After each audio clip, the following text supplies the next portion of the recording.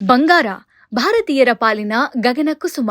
ಬಂಗಾರವನ್ನ ಇಷ್ಟಪಡದಿರೋ ಜನರೇ ಇಲ್ಲ.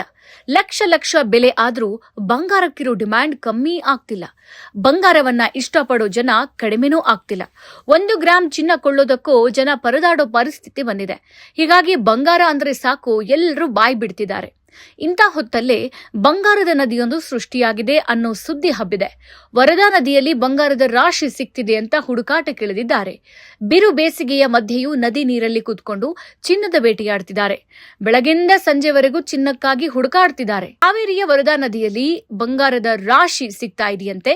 ಹೀಗಾಗಿ ನೆತ್ತಿ ಸುಡೋ ಬಿಸಿಲನ್ನೂ ಲೆಕ್ಕಿಸದೆ ಜನ ನದಿ ನೀರಲ್ಲಿ ಚಿನ್ನಕ್ಕೆ ಹುಡುಕಾಟ ಶುರು ಮಾಡಿದ್ದಾರೆ. ಚಿನ್ನ ಅನ್ನೋದು ಬರೀ ಆಭರಣವಲ್ಲ, ಅಲಂಕಾರಿಕ ವಸ್ತುವೂ ಅಲ್ಲ. ಇದೊಂದು ಸುರಕ್ಷಿತ ಹೂಡಿಕೆ, ಸಂಪತ್ತು, ಕಷ್ಟಕಾಲಕ್ಕೆ ಆಗುವ ಆಪತ್ ಬಾಂಧವ. ಹೀಗಾಗಿ ಜನ ಚಿನ್ನದ ಮೇಲೆ ಈ ಪರಿ ಮೋಹ ಬೆಳೆಸಿಕೊಂಡಿರೋದು. ಬಡವರು ಚಿನ್ನವನ್ನ ಕೊಳ್ಳೋದು ಕನಸಿನ ಮಾತಾಗಿರೋ ಹೊತ್ತಲ್ಲಿ ನದಿಯಲ್ಲಿ ಚಿನ್ನ ಸಿಗ್ತಿದೆ ಅನ್ನೋ ಸುದ್ದಿ ಬಿರುಗಾಳಿಯಂತೆ ಹಬ್ತಿದೆ. ಇದಕ್ಕೆ ಸಾಕ್ಷಿಯೇ ಈ ದೃಶ್ಯಗಳು. ನೀರಲ್ಲಿ ನಿಂತ್ಕೊಂಡು ಇಡೀ ನದಿಯನ್ನೇ ಜಾಲಾಡ್ತಿದ್ದಾರೆ. ಮಣ್ಣಲ್ಲಿ ಬಂಗಾರದ ಕಣಗಳಿರುತ್ತೆ ಅನ್ನೋದು 100% ಸತ್ಯ. ಹೀಗಾಗಿ ಈ ನದಿಯಲ್ಲಿ ಬಂಗಾರದ ಬೇಟೆ ಶುರುವಾಗಿರೋದು.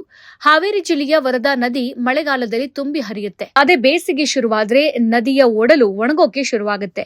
ಈ ಬಾರಿ ಕೂಡ ನದಿ ನೀರು ದಿನೇ ದಿನೇ ಕಮ್ಮಿ ಆಗ್ತಾ ಇದೆ. ಇಂಥ ಹೊತ್ತಲ್ಲೇ ಬಂಗಾರದ ಹುಡುಕಾಟ ಶುರು ಮಾಡಿದ್ದಾರೆ. ವರದಾ ನದಿಯ ಈ ಜಾಗ ಬಂಗಾರದ ಖಜಾನೆಯಾಗಿ ಸೃಷ್ಟಿಯಾಗಿದೆಯಂತೆ. ನದಿಯೊಳಗೆ ಕೈ ಹಾಕಿದ್ರೆ ಬಂಗಾರದ ಸಣ್ಣ ಸಣ್ಣ ಕಣಗಳು ಸಿಗ್ತಿವೆಯಂತೆ. ಹೀಗಾಗಿಯೇ ಬೆಳಗಾದ್ರೆ ಸಾಕು ಹಲವಾರು ಕುಟುಂಬಗಳು ನದಿ ನೀರಲ್ಲಿ ಹುಡುಕಾಟ ಮಾಡೋದಕ್ಕೆ ಶುರು ಮಾಡ್ತಾ ಇವೆ. ಶಿವಮೊಗ್ಗದಿಂದ ವಲಸೆ ಬಂದಿರೋ ಇರ್ಲರ್ ಸಮುದಾಯ ವರದಾ ನದಿ ಬುಡದಲ್ಲಿ ಬೀಡ್ಬಿಟ್ಟಿದೆ.